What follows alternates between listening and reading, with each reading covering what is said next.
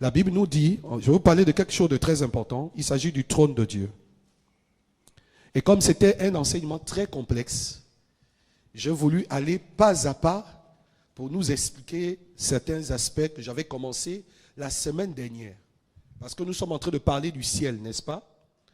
Alors, pour introduire ce que je serai en train de vous dire, dans les études et dans les recherches que j'ai faites par la grâce de Dieu, j'ai constaté que tous les prophètes voyants, parce qu'on a étudié le livre de Jérémie, pour ceux qui ont lu le livre de Jérémie avec moi, tous les jours à 4 heures, vous avez remarqué que Jérémie n'est pas un prophète voyant. On est bien d'accord? Jérémie est un prophète qui recevait de la part de Dieu et qui annonçait les choses. Mais parmi les prophètes voyants, il y en a essentiellement, on va dire 2 ou 3 que je vais citer. Et parmi tous ces prophètes, on va parler de Ésaïe qui est un prophète voyant. On va parler de comment on l'appelle, de Daniel qui était un prophète voyant, d'Ézéchiel qui était un prophète voyant et de Jean qui était un prophète voyant. Alors, l'une des choses que j'ai constatées dans la parole de Dieu, c'est que la plupart de ces prophètes, on parle d'Ézéchiel, on parle de Daniel, on parle de Jean, on parle d'Ésaïe, la plupart étaient tous à un endroit. Ils étaient chacun pour sa part, quelque part, mais à un endroit. Par exemple, Daniel au chapitre 7, Daniel, chapitre 7, verset 9. Daniel, chapitre 7, verset 9. Et la parole de Dieu dans Daniel, chapitre 7, verset 9. Je regardais, pendant que l'on plaçait les trônes, et l'ancien des jours s'assit. Son vêtement était blanc comme la neige, et les cheveux de sa tête étaient comme de la neige, de la laine pure. Son trône était comme des flammes de feu, et les roues comme un feu ardent. Un fleuve de feu coulait et sortait de devant lui. 1000 milliers le servaient et 10 millions se tenaient en sa présence. Ok, on va aussi lire Apocalypse au chapitre 1er. Au chapitre 1er, Apocalypse 1, à partir du verset 1. Apocalypse 1 à partir du verset 1. Révélation de Jésus-Christ. Apocalypse signifie révélation. Que Dieu lui a donné pour montrer à ses serviteurs les choses qui doivent arriver bientôt. Et qu'il a fait connaître par l'envoi de son ange à son serviteur Jean, lequel a attesté la parole de Dieu et le témoignage de Jésus-Christ. Maintenant, descend au verset 9. Verset 9. Moi, Jean, votre frère, et qui est part avec vous à la tribulation et au royaume et à la persévérance en Jésus. J'étais dans l'île appelée Patmos. J'étais où? J'étais dans l'île appelée Patmos. Ok, vous voyez qu'ici, on dit que Jean était dans l'île appelée Patmos. Et lorsqu'on parle de Daniel, la vision du chapitre 7, un peu plus haut, Daniel lui aussi était dans une île. Je pense le nom c'est Abar, quelque chose comme ça. Il était dans une île appelée Abar. Et quand vous remontez, vous voyez Ézéchiel. Ézéchiel aussi était dans une île. Et puis j'ai posé la question. Ézéchiel était en déportation. Il faut dire ceci. Il y a 2 prophètes qui ont vécu pleinement, 3 prophètes qui ont vécu pleinement la déportation. Jérémie était avant la déportation et il a aussi vécu la déportation. Est-ce que vous voyez? Et Daniel a étudié les écrits de Jérémie pour pouvoir s'inspirer et être profondément touché et être transporté dans l'esprit pour comprendre les choses qui vont arriver dans le futur. Est-ce que vous voyez un peu? Et ensuite, Ézéchiel, lui, il était sacrificateur de base, mais en déportation. Et là, tandis qu'il était en déportation, Dieu se révèle à lui alors qu'il était à l'île, dans une île, dans un endroit. Et Dieu se révèle à lui. Et je posais la question à Dieu, j'ai appelé mes frères, j'ai dit, mais attendez, je ne comprends pas, qu'est-ce qu'il y a avec le point de l'île? Et ce que le Seigneur nous a dit est extraordinaire. En fait, ce n'est pas le point de l'île qui est un point d'ouverture du ciel, non. C'est qu'il s'agit que sur toute l'étendue de la terre, il y a des endroits où quand tu es, tu rencontres Dieu automatiquement. Est-ce que je parle à quelqu'un? Il y a des endroits, quand tu te trouves, quand tu es là-bas, tu es obligé, parce que la sphère est disposée pour que tu entres dans la présence de Dieu. Maintenant, regardez ce qui suit. Ce qui est extraordinaire, c'est que nous, Dieu, quand il a créé le ciel et la terre, d'accord, quand il a formé les eaux, la Bible dit qu'il a séparé les eaux entre elles. On est d'accord? Il sépara les eaux d'avec les eaux, n'est-ce pas? Bon, généralement, lorsqu'on parle des eaux, lorsqu'on parle de l'eau, on voit toujours les rivières, les mers qui sont sur la terre. Vous me suivez? On voit toujours les rivières, on voit toujours les mers qui sont sur la terre. C'est une erreur de compréhension. Lorsqu'on parle des eaux, il y a les eaux de la terre, il y a les eaux du ciel. Les eaux que vous voyez sur la terre existent sur le ciel. C'était une séparation. Les eaux d'avec les eaux. Est-ce que vous comprenez? C'était juste que Dieu a mis une étendue pour séparer les eaux entre elles. Et quand il sépare les eaux, qu'est-ce qui se passe? Ça dit que dans les eaux, quand il les sépare, il y a les choses du royaume du ciel qui étaient mêlées dans les eaux, qui se sont retrouvées en bas et d'autres qui se sont retrouvées dans le ciel. C'est pourquoi dans le livre de l'Apocalypse, vous allez entendre parler d'un ange qu'on appelle l'ange des eaux. Maintenant, la religion nous a beaucoup orientés, surtout nous qui venons d'Afrique. On voit beaucoup les démons des eaux, mais on voit très peu les anges des eaux.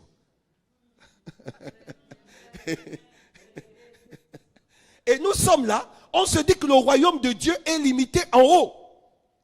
Quand on parle du ciel, on se dit que le ciel est limité en haut. Mais le ciel n'est pas limité au-dessus de ta tête. Je suis en train de te dire que le ciel est là où nous sommes.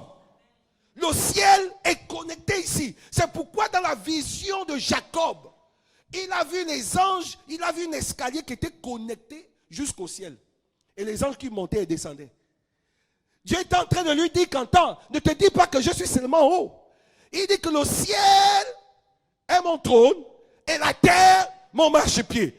Donc essayez d'imaginer Jésus assis sur le trône et ses pieds touchent la terre. Ça veut dire quoi?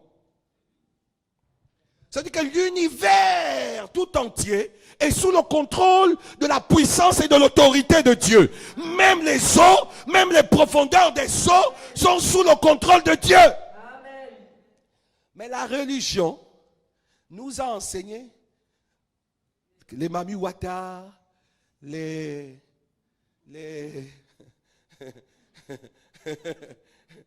esprits démoniaques des eaux, dans le monde des eaux, les silures qui se transforment, qui viennent attaquer les ventres, tout ça là. Donc nous, dans notre tête, on a ce schéma-là.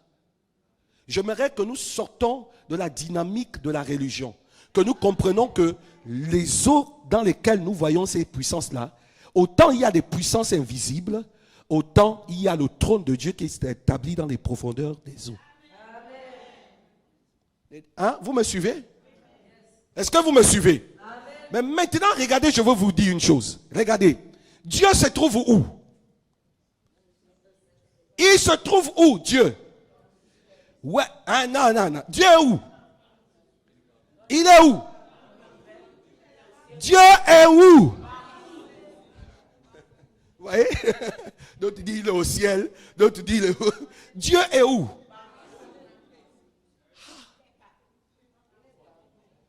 Qu'est-ce que la Bible dit? Dieu est où? Il est en toi. Tu es en lui et il est en toi. Mais comment Dieu peut venir habiter en toi? Toi, tu es à 90% d'eau.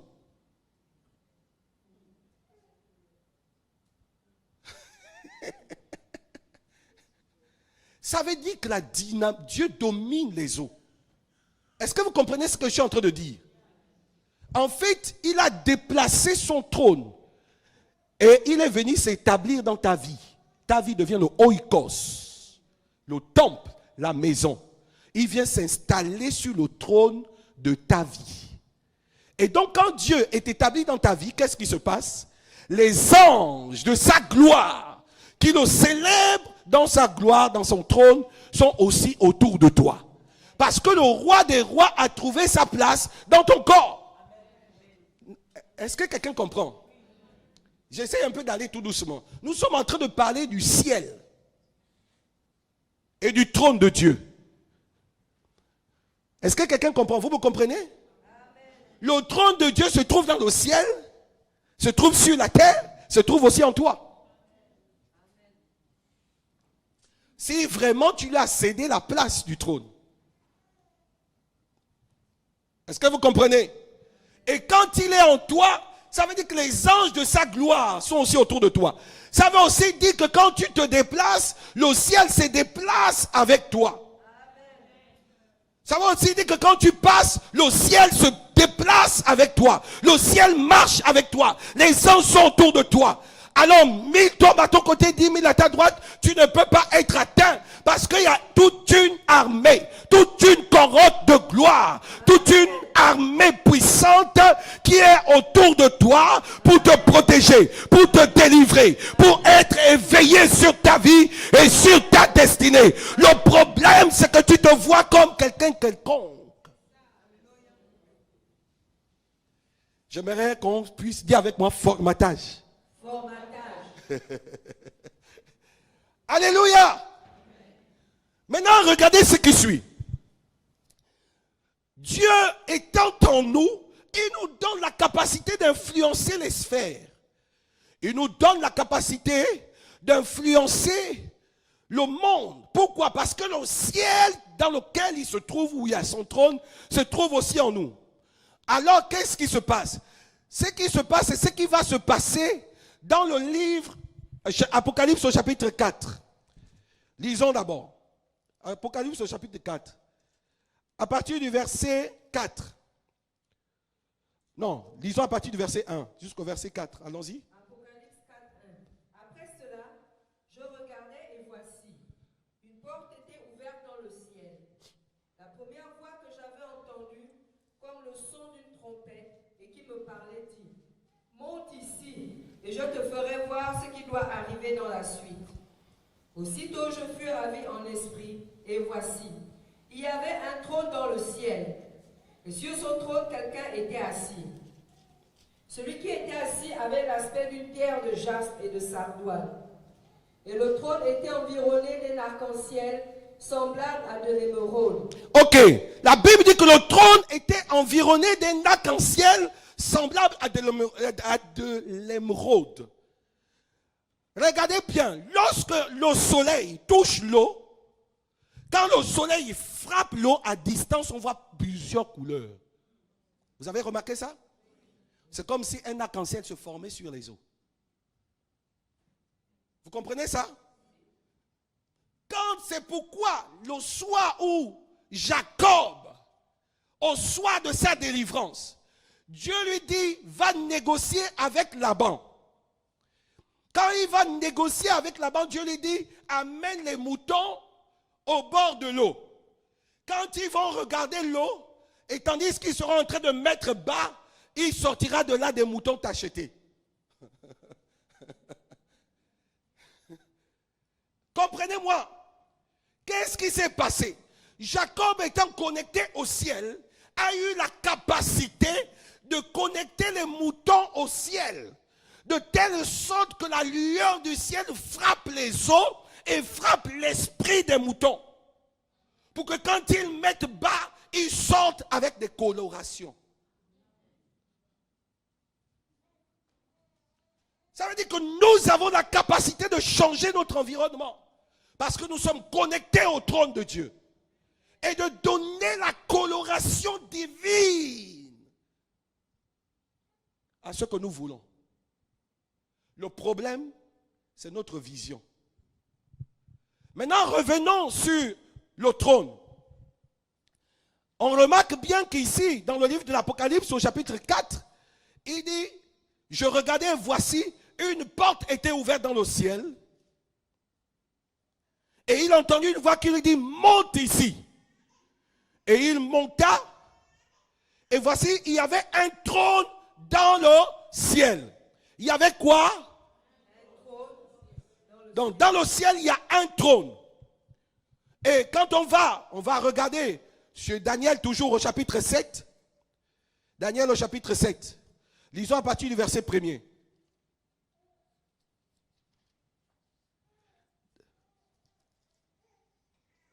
La première année de Belshazzar, roi de Babylone, Daniel eut un songe et des visions se présentèrent à son esprit pendant qu'il était sur sa couche. Ensuite, il écrivit le songe et raconta les principales choses. Daniel commença et dit: Je regardais pendant ma vision nocturne, et voici les 4 vents des cieux firent irruption sur la grande mer. Et 4 grands animaux sortirent de la mer, différents les uns des autres. Le premier était semblable à un lion, et avait des ailes d'aigle. Je regardais jusqu'au moment où ses ailes furent arrachées. Il fut enlevé de terre et mis debout sur ses pieds comme un homme. Et un cœur d'homme lui fut donné. Et voici, un second animal était semblable à un ours, et se tenait sur un côté. Il y avait 3 côtes dans la gueule entre les dents, et on lui disait: Lève-toi, mange beaucoup de chair. Après cela, je regardais, et voici, un autre était semblable à un léopard, et avait sur le dos 4 ailes comme un oiseau. Cet animal avait 4 têtes, et la domination lui fut donnée. Après cela, je regardais pendant mes visions nocturnes, et voici, il y avait un 4e animal, terrible, épouvantable et extraordinairement fort. Il avait de grandes dents de fer, il mangeait, brisait, et il foulait aux pieds ce qui restait. Il était différent de tous les animaux précédents, et il avait 10 cornes. Je considérais les cornes, et voici une autre petite corne sortie du milieu d'elle.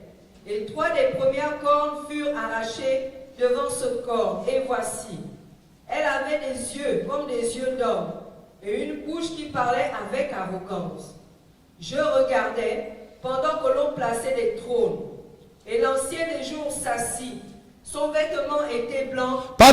Je regardais, et voici, on plaçait des trônes, et l'ancien des jours s'assit. Il s'assit où? Sur le trône.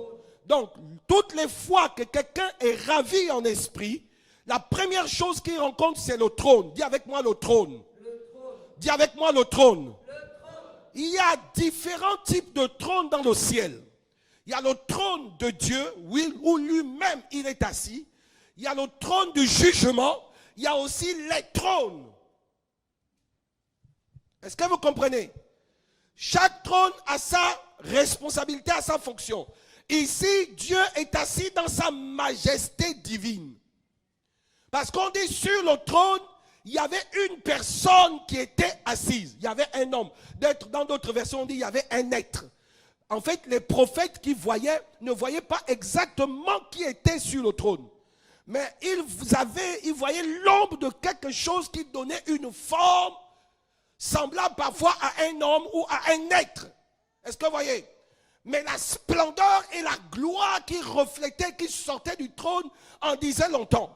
Parce que dès le premier instant, la première chose que l'on décritait, que l'on voyait, c'était qu'il y avait un grand vent, et puis il y avait des éclairs autour du trône. Et ensuite, au niveau du trône, sur le trône, on voit un être qui est assis. Ça va? Je ne suis qu'en train de dire la Bible. Là, je n'explique même pas. Ce que j'ai dit là, c'est juste la Bible. Donc, quand on parle du ciel, d'abord la première chose, dis avec moi, quand on parle du ciel, la première chose, c'est le trône de Dieu. Quand nous sommes rassemblés ici, nous adorons qui? Nous adorons une personne qui est assise sur le trône. Amen. Est-ce que vous comprenez? Donc quand on est là, n'ayez pas les yeux parce que vous ne voyez rien. Mais là où nous sommes, il y a quelqu'un qui est assis sur le trône qui mérite honneur, gloire, puissance, force, majesté, autorité, domination, pouvoir pour l'éternité. C'est à lui que retourne la gloire. C'est à lui que retourne la puissance. C'est à lui que retourne la domination et le règne. Maintenant, regardez, dans le livre de Daniel, au verset 9, à partir du verset 9, on nous donne une image. On dit quelqu'un qui était comme un fils d'homme, comme un homme. Et on essaie de décrire. On dit comment il est, verset 9, Daniel. Donc, Daniel chapitre 7, verset 9. Lorsque j'ai commencé, j'ai dit la première chose sur le trône. Ensuite, après le trône, il y a quelqu'un qui doit occuper ce trône. Et cette personne, c'est Emmanuel. C'est celui qui a créé l'univers. Partout où toute chose domine. C'est lui qui est assis sur le trône. Ce n'est pas Lucifer. Lucifer n'est qu'une créature. Donc n'ayez jamais peur de Lucifer. Dis à ton voisin, tape ton voisin. Dis, n'aie pas peur de Lucifer. Ce n'est qu'une créature. Voilà, celui qui est assis sur le trône. Sa majesté divine. Amen. Le Seigneur des Seigneurs, le roi Jésus. Allons-y, la description. Je regardais. Pendant que l'on plaçait des trônes. Et voyez dire, on plaçait des trônes. On va revenir là-dessus. On dit, et l'ancien des jours s'assit. L'ancien des jours, c'est Jésus-Christ de Nazareth. Il s'assit sur le trône. Allons-y. Son vêtement était blanc comme la laine. Et les cheveux de sa tête étaient comme de la laine pure. Les cheveux de sa tête étaient comme de la laine pure. Son trône était comme des flammes de feu. Son trône était comme des flammes de feu. Et les roues comme un feu ardent. Et les roues comme un feu ardent. Un feu ardent. Un fleuve de feu coulait et sortait de devant lui. Un fleuve de feu sortait et coulait comme de devant lui. 1000 milliers le servaient. Les anges le servaient. 1000 milliers d'anges le servaient. Et 10 000 millions se tenaient en sa présence. Aïe, aïe, aïe, aïe, 10 000 millions d'anges. My God. Se tenaient en sa présence. Regardez un peu, on dit 10 000 millions d'anges. 10 000 millions d'anges se tenaient dans la cour de sa présence. Je ne sais pas si vous essayez de vivre ce que je suis en train de vivre. Suivez-moi bien, on va aller quelque part. Allons-y. Les juges s'assirent. Oui. Et les livres furent ouverts. Ok, stop. Allons-y dans Apocalypse, au chapitre 1. Il faut que nous sachions ce qui est avec nous. Il faut que nous comprenions que nous sommes fils d'un royaume, et que dans ce royaume, il y a un roi qui est assis sur le trône, et que dans le trône, il y a tout un service qui est disponibilisé pour le roi d'abord. Maintenant, ce service a de l'influence sur la terre des hommes. Parce que la terre n'est pas différente de là où son trône est. Oh non. Vous ne me comprenez pas. J'ai envie de dire que la terre a été juste coupée. Mais ce n'est pas déconnecté. C'est les hommes qui se déconnectent. Parce que ses pieds ont traversé les cieux et sont aussi sur la terre. Est-ce que quelqu'un comprend avec moi? Amen. Alléluia. Amen. Apocalypse chapitre 1, verset 9. Moi, Jean, votre frère, qui est part avec vous à la tribulation et au royaume et à la persévérance en Jésus. J'étais dans l'île appelée Patmos, à cause de la parole de Dieu et du témoignage de Jésus. Je fus ravi en esprit au jour du Seigneur, et j'entendis derrière moi une voix forte, comme le son d'une trompette. Il entendit derrière lui une voix forte, comme une trompette, qui disait: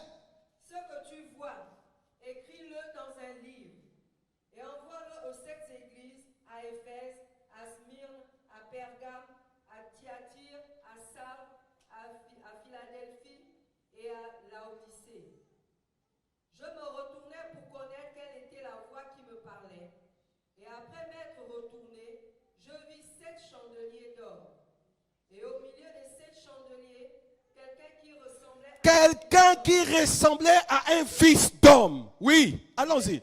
vêtu d'une longue robe, Vêtu d'une longue robe, ayant une ceinture d'or sur la poitrine. ayant une ceinture d'or sur la poitrine. Sa tête et ses cheveux étaient blancs comme de la laine, Sa tête et ses cheveux étaient comme de la laine blanche, comme de la neige. comme de la neige. Ses yeux étaient comme une flamme de feu. Ses pieds étaient semblables à de l'airain ardent. Comme s'il eût été embrasé d'une fournaise. Oui.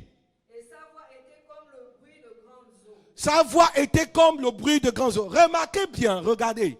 Nous sommes ici à 2 générations d'une distance près. Jean se retrouve dans le Nouveau Testament et Daniel dans l'Ancien Testament. Nous sommes là à l'époque de la déportation. On a déjà fini avec la déportation. Les différents empires sont déjà déclinés. Nous sommes ici à l'époque vers la fin de l'Empire romain. Vous comprenez? Et là, Jean, donc après plusieurs siècles, parce que, dites-vous bien, l'Empire romain a fait près de 120 ans d'existence. C'est 120 ans ou 150 ans, je ne sais plus trop. C'est l'Empire qui a le plus duré. De tous les 4 empires, l'Empire médo-perse, l'Empire babylonien et l'Empire grec. L'Empire romain est l'Empire qui a le plus duré. Non, 1200, oui, 1200 ans, merci. 1200 ans. Et là, imaginez, 1200 000 années après, Jean a exactement la même vision qu'a eu Daniel. D'un homme qui est assis sur le trône, qui a des cheveux comme de la laine, qui a des yeux comme la flamme de feu, qui a autour de sa taille une ceinture d'or, qui est la symbolique de la vérité. Il est l'appui et la vérité. C'est pourquoi nous connaîtrons la vérité et la vérité nous affranchira. La vérité nous rendra libres. Pourquoi? Parce que autour de sa taille, il y a la vérité. Dans ses yeux, il y a les flammes de feu. Autour de lui, c'est une lumière. Il y a des flots autour de lui. La Bible dit, un fleuve de feu descend de son trône. Oh my God, quelle description. N'ignorons pas ces choses. C'est celui qui vit dans l'éternité. Autour de lui, il y a une gloire. Autour de lui, il y a une grâce. Donc, nous sommes ici. Il y a quelqu'un qui est dessus. Et c'est le Fils de l'homme. Dis avec moi, le Fils de l'homme. Le Fils de l'homme Est assis sur le trône. est assis sur le trône. Quand on fait une telle description, c'est pour montrer la puissance, la gloire, l'autorité et le pouvoir. Maintenant, imaginez quelqu'un qu'on décrit comme ça, on dit qu'il est en toi.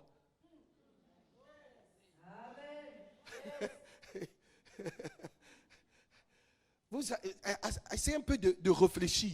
Vous imaginez quelqu'un qu'on dit, on dit que ses yeux, c'est le feu qui sort. Et cette personne-là est en toi. Je ne sais pas si on réalise.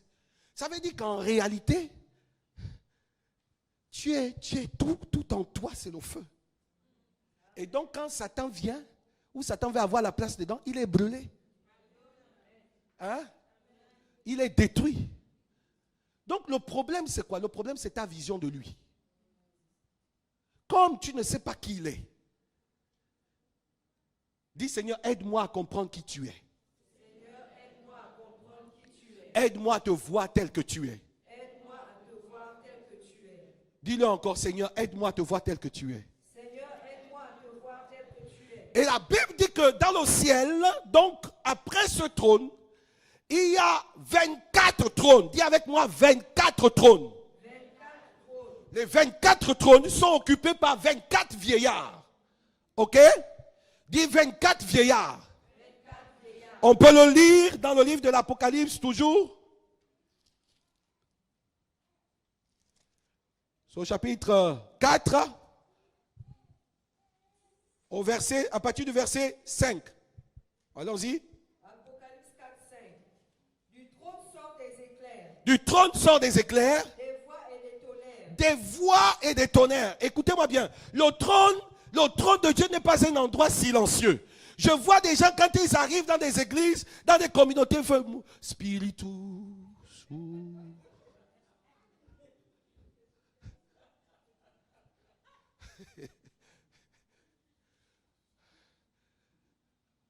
Comme si on est en train de suivre un corbillard. Non! Dans le trône de Dieu, il y a un brouillon. Il y a des voix qui sortent ici et là. Mais ces voix sont harmonisées. Ces voix sont coordonnées. Le chant de Dieu est célébré devant le trône par tous qui sont autour du trône. Les gens racontent, parlent des merveilles de ce qu'ils ne peuvent pas expliquer. Même les anges pénètrent la gloire de Dieu, n'arrivent pas à la comprendre, n'arrivent pas à la définir, n'arrivent pas à l'expliquer. Vous voyez, le prophète, il dit comme. Il dit, je vis un homme comme. Vous voyez l'expression comme. C'est pour dire qu'il ne trouve pas le mot indiqué. Le français est pauvre, l'anglais est pauvre, l'allemand est pauvre, le grec est pauvre, l'hébreu est pauvre. Pour décliner la grandeur, la gloire, la beauté, la splendeur, la merveille de ce qu'est le Fils de l'homme. À l'époque, on chantait un chant qui disait « Il est si merveilleux que même en l'élevant, on ne peut l'atteindre. Il est si merveilleux que même en l'exaltant, on ne peut le dépeindre. » On ne peut pas le dépeindre. Vous voyez, dépeindre quelqu'un. Oh, tu as mis le rouge, tu as mis le vert, tu as mis, vous appelez ça quoi, les phares. Les phares. Même les freins aussi, on met. Donc tu as mis ça. Dis, non, j'ai vu quelqu'un là-bas, il a mis les rouges, il a mis les fers. Vous voyez, on est en train de dépeindre la personne, n'est-ce pas? Mais Christ, quand tu commences à dire ses yeux, ça dit que tu n'as même pas le mot juste pour définir la gloire et la beauté qui existent dans ses yeux.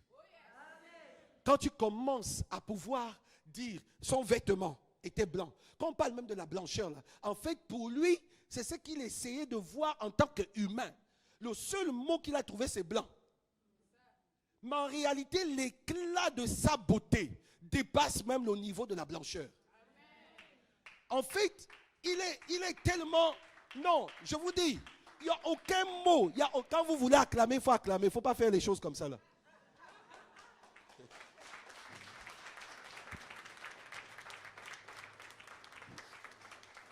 Vous voyez, les gens, ils font comme s'ils voulaient acclamer, ils n'acclament pas. Il faut acclamer. Alléluia. L'éclat de sa beauté est devant sa gloire. L'immensité de sa grandeur ne peut être définie. Il est celui qui est. Et la Bible dit qu'autour de ce trône, plein de gloire, plein de puissance, il y a 24 trônes. Maintenant, regardez-moi un instant. Les 24 trônes étaient occupés par 24 vieillards, n'est-ce pas? Jusqu'aujourd'hui, les théologiens ne sont pas d'accord de connaître qui sont ces vieillards. D'autres disent que c'est les anges, d'autres disent que c'est des saints, d'autres disent que c'est des anges, d'autres disent... Donc il y a toute une théologie qui est en conflit parce qu'ils ne savent pas d'où ils viennent. Même moi, je ne saurais pas vous dire exactement qui sont ces 24 vieillards. Mais je vais essayer de décrire ce que dit la Bible. La Bible dit que parmi eux, il y a un des 24 vieillards qui expliquait à Jean la vision qu'il était en train de voir. Vous voyez? Il vint vers Jean, il dit à Jean, ce que tu vois là, c'est ceci. Voici, tu peux faire comme ça. Voici, tu dois faire comme ça. Or, il n'y a qu'un ange qui a la capacité de pouvoir expliquer ce que le prophète voyait. Dans les temps, on a envoyé un ange qu'on appelait l'ange Gabriel. C'est l'ange de la révélation. Vous me comprenez? L'ange Gabriel est l'ange de la révélation. C'est l'ange de la prophétie. C'est l'ange de la révélation. Et quand on a envoyé l'ange Gabriel, on l'a envoyé d'abord chez Marie. Vous vous souvenez? Il a dit, sois salué, toi à qui une grâce a été faite. Ok? Et puis il a porté le message. Et ce même ange a été envoyé à plusieurs pour pouvoir expliquer la prophétie du livre. pour pouvoir expliquer la prophétie de ce qu'il voyait. Parce qu'il ne comprenait pas. À Daniel, cela a été donné. Il dit, j'ai entendu une voix qui m'expliquait à Jean, à l'île de Patmos, une voix. J'ai entendu une voix qui me dit, fils de l'homme, écoute ceci, écoute ça. Pourquoi? Parce que ces êtres sont dotés d'une sagesse. Parce qu'ils sont assis au niveau des trônes et assistent au conseil de Dieu. Et donc ont la capacité, la connaissance profonde, en fait, de sonder le souvenir de Dieu, de sonder ce que Dieu a, ce qui te concerne, ce qui concerne ta vie et ta destinée. Et ils ont la capacité de l'expliquer. Et donc d'autres disent, à cause de ça, ils disent que ce sont des anges. Vous comprenez? Maintenant, la Bible aussi nous explique que ces 24 vieillards, lis la suite, ils étaient habillés comment? En vêtements blancs. Lisons, lis. Du trône sortent des éclairs, des voix et des tonnerres. Devant le trône brûlent 7 lampes ardentes qui sont les 7 esprits de Dieu. Il y a encore devant le trône, comme une mer de verre semblable à du cristal au milieu du trône. Et autour du trône, il y a 4 êtres vivants remplis d'yeux devant et derrière.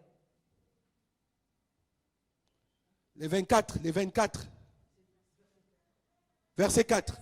Autour du trône, je vis 24 trônes, et sur ces trônes 24 vieillards assis, revêtus de vêtements blancs, et sur leur tête des couronnes d'or. La Bible dit qu'ils étaient revêtus de vêtements blancs et sur leur tête de couronne. Or, la Bible nous dit aussi qu'il y a de ceux-là, lorsqu'ils ont triomphé, le Seigneur leur donne des vêtements blancs et leur donne des couronnes. Est-ce que vous voyez? Il dit, et l'apôtre Paul dit, j'ai combattu le bon combat, j'ai achevé la course, désormais la couronne de gloire m'est réservée. Est-ce que vous voyez? Il dit, j'ai combattu le bon combat, j'ai achevé la course. Lève-toi et dis avec moi, j'ai combattu le bon combat. J'ai achevé la course. Désormais, la couronne de gloire m'est réservée. Asseyons-nous un instant. Donc, à cause de ça, et certains disent que certainement c'est les 12 prophètes ou les 12 tribus d'Israël, des personnes qui ont été rachetées, à qui Dieu a donné une couronne parce qu'ils ont triomphé du monde. Et il les a donné un vêtement blanc pour définir la nouvelle nature céleste qu'ils sont en train de porter. Parce que lorsque tu vas mourir, au jour de la résurrection, en un clin d'œil, tu seras transformé à la gloire du Fils de l'homme. Lorsque tu monteras à la rencontre de Dieu, la Bible dit que le Fils de l'homme sera dans les nuées. Et là, quand tu monteras, tu seras changé encore de gloire. Et ils étaient revêtus ainsi. Et donc, certains théologiens expliquent que ces 24 vieillards sont donc des saints. Mais écoutez, ils assistent au conseil de Dieu. Et je vous ai expliqué ici, ne soyez pas des chrétiens et des enfants de Dieu qui subissaient les décisions du conseil. Parce que Daniel nous dit, au chapitre 7 que nous avons lu, qu'il y avait des trônes. Des trônes, pourquoi des trônes? Des trônes parce qu'il y avait un conseil qui devait se tenir. Et ces 24 vieillards, avec le Fils de l'homme qui est sur le grand trône, constituaient les membres du conseil. Maintenant, après eux, il y a 4 êtres que l'on a décrits la semaine dernière. Vous vous souvenez? On a parlé des 4 êtres qui sont aussi expliqués par Ézéchiel. Ézéchiel a eu le détail de ces 4 êtres parce qu'il dit que chaque être avait 4 visages. Donc il a eu une vision beaucoup plus large que celle qu'a eu le prophète Jean à l'île de Patmos. Est-ce que vous me suivez? Vous me suivez? Ça va? On peut avancer? Dis à ton frère, il faut suivre. Touche quelqu'un, tu dis il faut suivre. Alléluia. Il faut que tu saches ce qui se passe au ciel. Parce que si tu sais ce qui se passe au ciel, le problème de la terre ne sera plus une difficulté pour toi. Parce que tu auras tous les atouts pour pouvoir aller au-dessus des circonstances de ce que tu vois et que tu sens. Parce que la réalité n'est pas visible. La réalité est invisible. D'abord. Mais elle finit par devenir visible.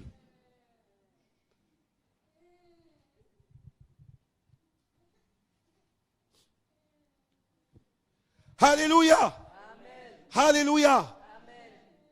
Donc, il y avait 4 êtres vivants. Les 4 êtres vivants, la Bible nous dit qu'ils sont remplis de Dieu partout. Ils avaient chacun 6 ailes, 4 ailes ou 6 ailes. Allons-y, les 4 êtres vivants. Les 4 êtres vivants ont chacun 6 ailes. 6 ailes. Et ils sont remplis de Dieu. Ils sont remplis de Dieu. Tout autour et au-dedans. Tout autour et au-dedans. Ça dit que les yeux là, les yeux. Hein? Les yeux là sont sur les ailes. Sont sur la tête partout. Sont sur le dos. Sont sur les pieds. Donc, quand ils marchent, ils ne se tournent pas.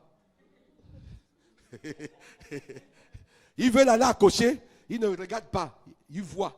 Ils veulent aller à droite, ils voient. Ils veulent aller devant, ils voient. Ils veulent aller derrière, ils voient. Ils ont les yeux partout. C'est pourquoi j'avais demandé à voir un vidéoprojecteur pour vous montrer à quoi est-ce qu'il ressemble. Et on dit que ces catégories-là, ce sont des anges d'une catégorie supérieure. Est-ce que vous voyez? Et la particularité de ces 4 êtres-là, c'est qu'ils sont dans une adoration profonde. Est-ce que vous voyez? Ce sont des anges d'une catégorie supérieure, des archanges, mais qui ont pour fonction l'adoration.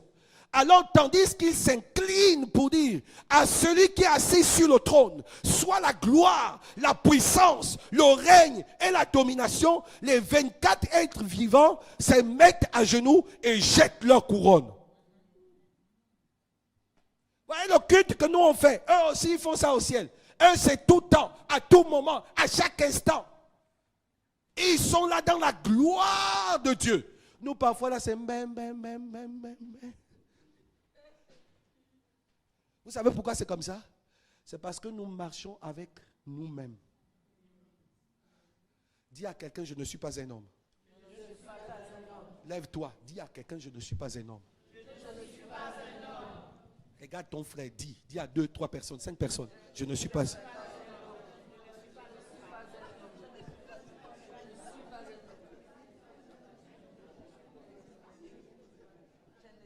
En fait, si tu as la réalité que tu es un humain, tu ne peux même pas être connecté à la dimension de l'adoration de Dieu. Vous n'avez pas compris ce que je viens de dire. Suivez-moi un instant, je vais redire ça. Asseyez-vous, asseyez-vous. Regardez, quand tu es un humain, tu ne peux pas adorer un divin. Un humain n'a pas la capacité d'adorer celui qui vit pour l'éternité. Parce que pour adorer, quand on parle d'adoration, c'est que tu rentres dans la sphère du trône. Mais ce n'est pas n'importe qui rentre dans la sphère du trône. Il faut être comme lui. C'est pourquoi nos adorations sont oh, adoration, oh, oh. Et puis, nous rentrons et nous sortons. Non, regardez un instant. Quand tu rentres dans l'adoration du Fils de l'homme, tu ne peux pas mettre le pied dans sa présence et ne pas être impacté par lui. Voyez, quand quelqu'un est rentré dans une chambre froide, là où il y a la climatisation, quand il sort de là, qu'est-ce qui se passe? Hein? Qu'est-ce qui se passe? Quand quelqu'un sort du froid, qu'est-ce qui se passe? Hein? Comment? Oui, il est froid, n'est-ce pas? Il y a comme une fumée qui sort sur lui. Et vous allez dire, oh, mais tu sors d'où? Parce qu'il sort de là où il y a... Écoutez-moi bien, si quelqu'un rentre là où il y a froid, et il sort comme s'il était froid, appelez votre raison quelqu'un qui rentre là où il y a sa gloire. Il sortirait comment? En fait, il sera métamorphosé. Il sera osmosé. Il sera... Ah!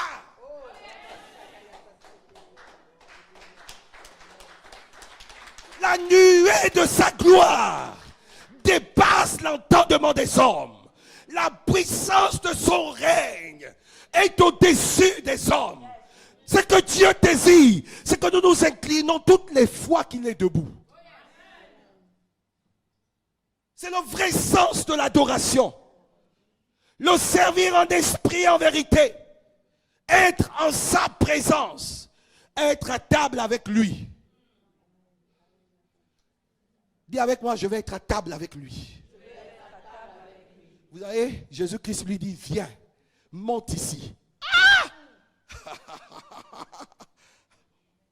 Dis à ton frère, monte ici.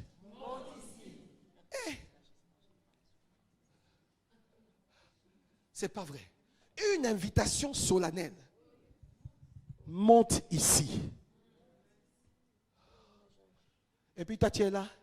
Oh, la banane là, ça va nous cuire le camp. Le riz là. Hein? Le poulet là. Il dit non, laisse d'abord ça. Monte ici. Monte ici. Et puis tu es là, tu dis, ah vraiment. Hein? Aujourd'hui là. Je vais aller dans les boîtes des ténèbres. Il dit non, mais laisse ça. Tu n'as pas encore compris. Monte ici. Parce que ce que tu vois là, qui fait plaisir à ta chair, va te détruire. Ce que je te donne, c'est pour la vie éternelle. Ce que je te donne, personne ne peut te l'enlever. Ce que je te donne, personne ne peut te l'ôter. Je te remplis de ma gloire. Je te remplis de ce que je suis. Je te donne une portion de moi. Dieu nous donne une portion de lui. Il nous donne une portion de ce qu'il est. Il descend de son trône, plein de gloire, de puissance, d'autorité. Et il vient habiter dans un simple corps. Parce qu'il te tire du sable. Et il fait de toi un fils d'étoile. Écoutez-moi bien. Vous savez, Abraham a eu une vision. Et Dieu a dit à Abraham, regarde la terre.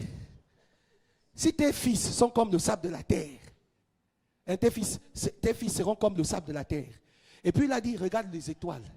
Tes fils aussi, si tu arrives à compter les étoiles, tes fils seront comme les étoiles. Donc, Abraham, dans sa descendance, il y a les fils de la terre et il y a les fils des étoiles. Toi, tu es fils de quoi? Les étoiles ne sont pas à terre. Les étoiles ne sont pas comme des poussins. Ils sont comme des aigles. Ils ne regardent pas aux choses de la terre. Petites choses. Non, ils ne sont pas dedans. Les étoiles vivent dans la gloire et dans le règne. En fait, je vais vous dire une chose. La plus grande étoile, c'est le soleil. Et elle éclaire toutes les étoiles. Et regardez ce que le soleil fait avec la lune. La lune est une étoile qui n'a pas de lumière. Vous le savez? Vous savez que la lune n'a pas de lumière? Elle reçoit la lumière du soleil. Donc quand elle est en pleine lune, elle éclaire. Et puis vous dites que, oh my God, la lune éclaire. Oh, mais elle n'a pas de lumière, la lune. Elle reçoit la lumière du soleil. Nous n'avons pas de lumière. Celui qui nous éclaire, c'est Christ. Amen. Lorsque nous sommes en face de lui, nous sommes éclairés par lui. Amen. Alléluia. Amen. Alléluia. Les 4 vieillards, les 4 êtres vivants, ce sont des archanges. Et dans le livre d'Ézéchiel, allons-y, Ézéchiel, au chapitre, my God, c'est comme si j'avais mon calepin. Ézéchiel, pour vous dire que le Saint-Esprit est merveilleux. Dis à quelqu'un, le Saint-Esprit est merveilleux. Le Saint-Esprit est merveilleux. On n'est pas limité par les écrits, on est limité par le spirituel. Amen. Ézéchiel 28, verset 13. Ézéchiel 28, verset 13. Tu étais en Éden, le jardin de Dieu.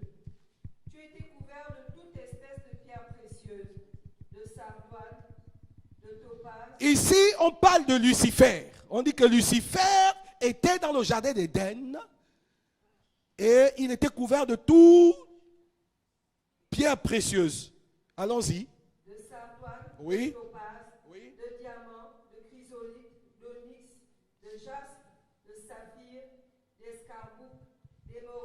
alors. Oui. Tes tambourins et tes flûtes étaient à ton service. Tes tambourins et tes flûtes étaient à ton service. Les 4 êtres sont des chérubins qui sont là pour l'adoration de Dieu. Et donc, comme Lucifer, l'as brillant, ils sont là en train de jouer au tambourin et à la harpe pour célébrer Dieu. Donc Lucifer, qui c'est? Ce n'est qu'un musicien.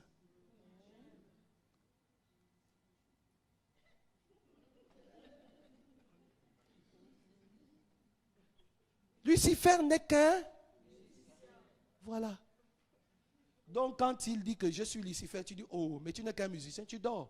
Vous savez, un jour, un homme de Dieu était en train de dormir. Et puis, il dormait profondément. Il entend gou, gou, gou, gou, gou, gou, gou, gou, gou, gou. Il dit, c'est qui? C'est Lucifer. Il dit, oh, c'est seulement toi. Il a tiré son cou, il a dormi. Mais si c'était toi là,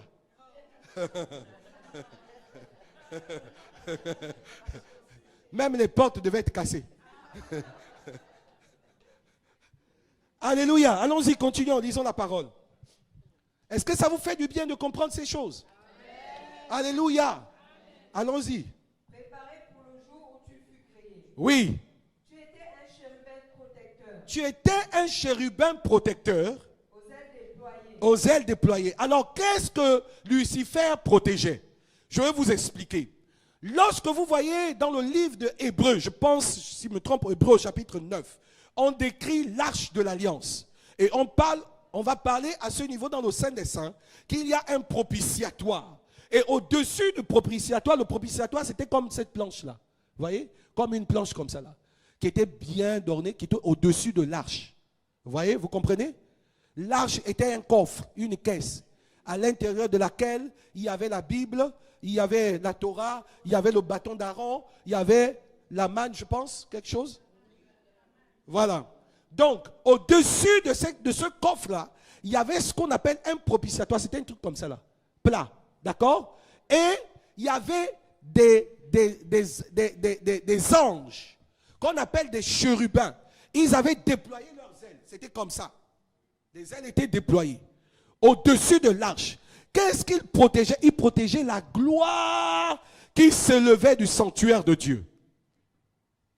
Il était un chérubin protecteur pour protéger la gloire de Dieu. Pourquoi? Parce qu'il la voyait tout le temps. Pour adorer quelque chose, il faut la voir. Donc, il reconnaissait la souveraineté et l'autorité de la gloire de Dieu. Il ne pouvait pas l'exprimer et autant, il était obligé de s'incliner devant elle. En célébrant l'agneau qui a été immolé, établi au siècle des siècles. Son rôle, c'était de l'adorer et de protéger cette gloire. Est-ce que vous comprenez? Jusqu'au jour où, continue. Je t'avais placé. Et tu étais sur la sainte montagne de Dieu. Tu étais sur la sainte montagne de Dieu. Ça veut dire que Lucifer était un endroit plus proche de Dieu. Hein? Il était plus proche de Dieu. Il était proche de Dieu. Il voyait sa gloire. Il pouvait la contempler. Vous savez pourquoi les anges peuvent voir la gloire de Dieu et ne pas mourir? Vous savez pourquoi?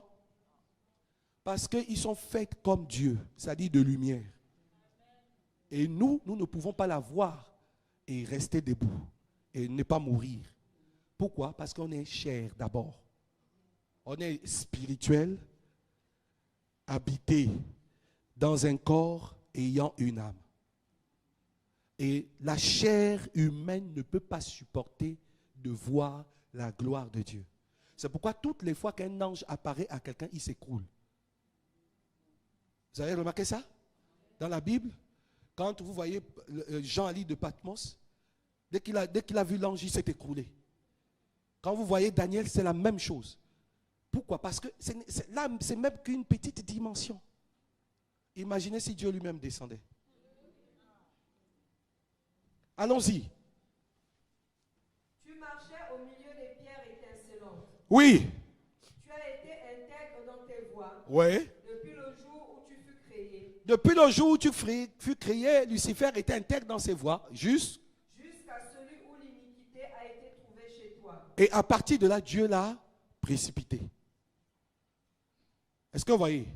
Et quand Dieu l'a précipité, il a quitté le trône, il a amené avec lui un tiers des anges. Il a dit, je m'en vais faire maintenant de la terre mon espace. Je vais vous dire une chose. Vous savez qui a donné le pouvoir à Lucifer de régner sur la terre? C'est qui? C'est qui? C'est toi. C'est l'homme qui a dit. Parce que Dieu n'a jamais créé la terre pour un ange. C'est toi qui as pris la clé, tu as donné à Lucifer que tiens, règne. Et Christ est venu mourir sur la croix pour nous redonner la position. Alléluia. C'est pourquoi tu dois reprendre ta position. Dis, je reprends ma position. Je reprends ma position. C'est pourquoi quand Satan t'attaque, tu te lèves aussi, tu l'attaques. Quand il se lève, toi aussi tu le bastonnes. Parce qu'il ne peut pas dominer sur toi. Dis, Satan ne peut pas dominer sur moi. Satan ne peut pas dominer sur moi. Les démons ne peuvent pas dominer sur moi. Les démons ne peuvent pas dominer sur moi. Dieu a besoin que les fils des hommes, parce que quand il parle des fils des hommes, c'est toi le fils de l'homme. Amen. Il veut que toi, en tant que fils de l'homme, c'est-à-dire fils du Dieu très haut, tu sois ébloui par l'éclat de sa gloire. Tu sois ébloui par l'éclat de sa magnificence. Tu sois ébloui par l'éclat de sa beauté. Et que là, tu ne restes pas debout, mais que tu t'inclines devant l'adoration du Père. Amen. Je vois des gens qui sont debout, qui ont les yeux ouverts, qui cherchent pendant qu'on adore Dieu. Ils cherchent. Non! Tu es en face d'un trône. Tu as l'impression d'être en face d'un homme, mais tu te trompes. Tu ne rentres pas dans le couloir où se tient un homme, mais tu rentres dans le couloir où se tient Dieu lui-même.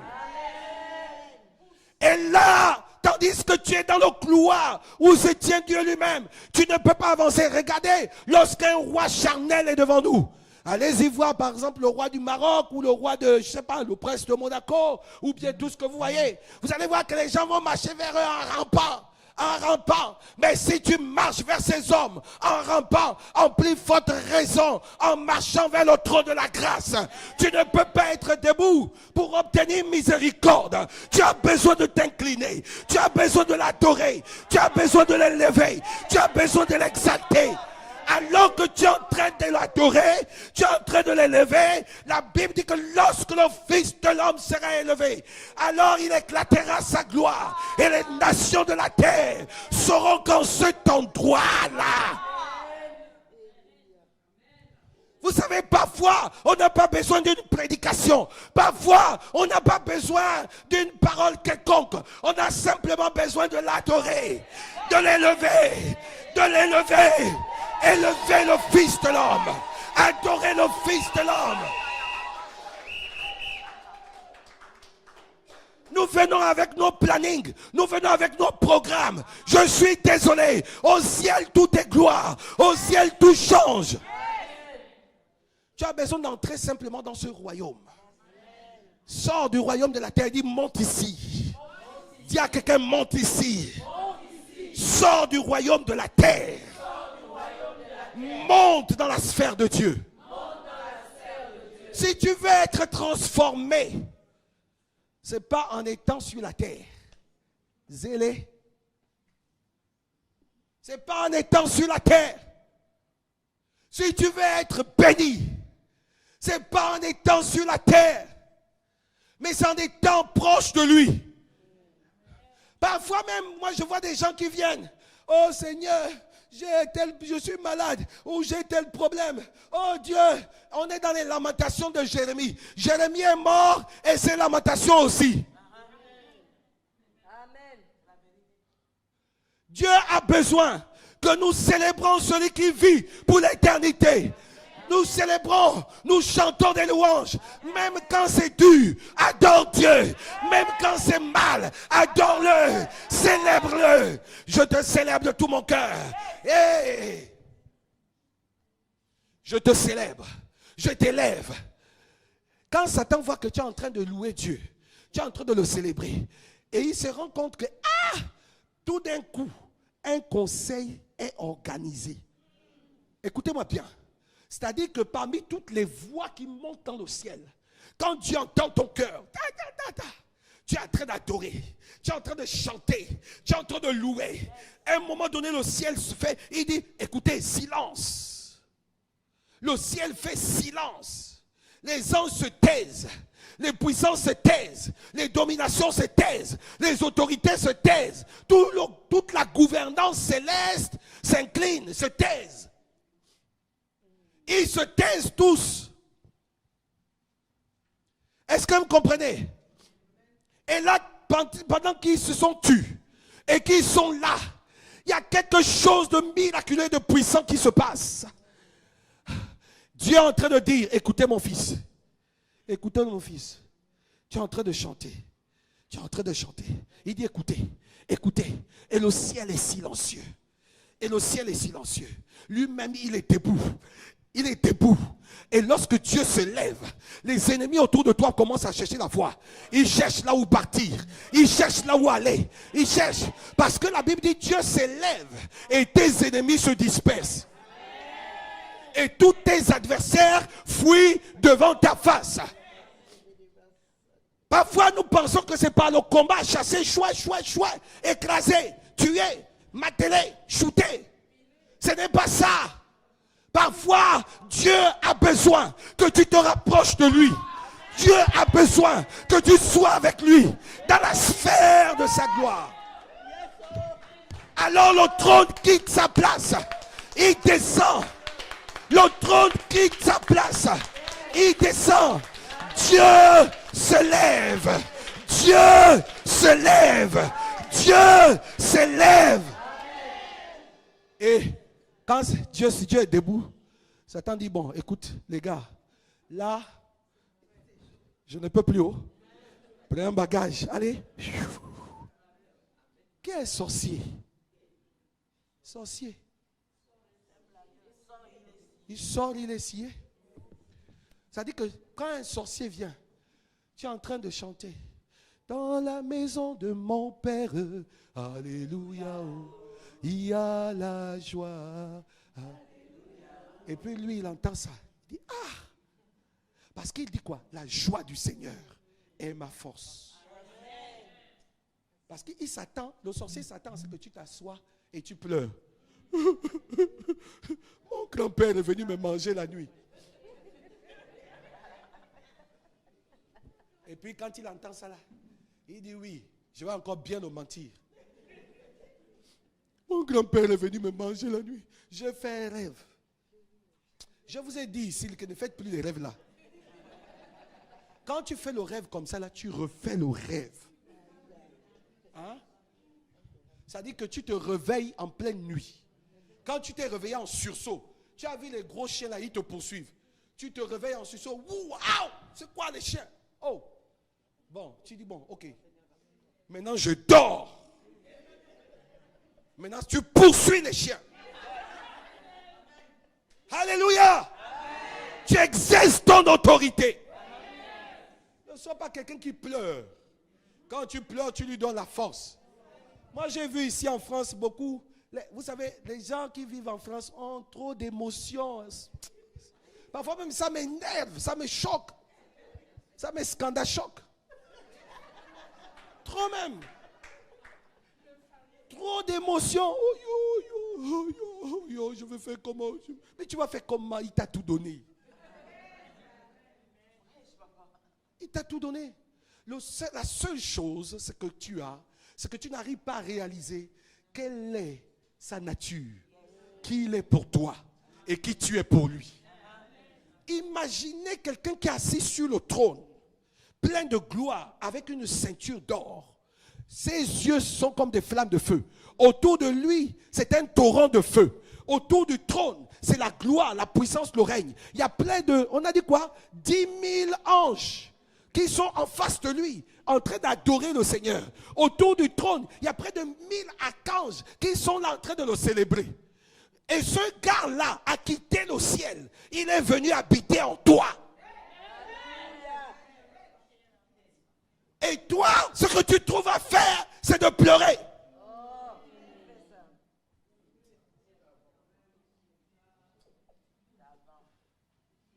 Je ne comprends pas. Je suis en train d'assister à ce que comment il disait ça? Il dit, j'ai vu une erreur sur la terre. J'ai vu les esclaves sur les chevaux et les princes à pied. Salomon était choqué de ça. Parce qu'il ne pouvait pas comprendre que les princes véritables soient des rabougris, soit des pleureurs. Association des pleureuses.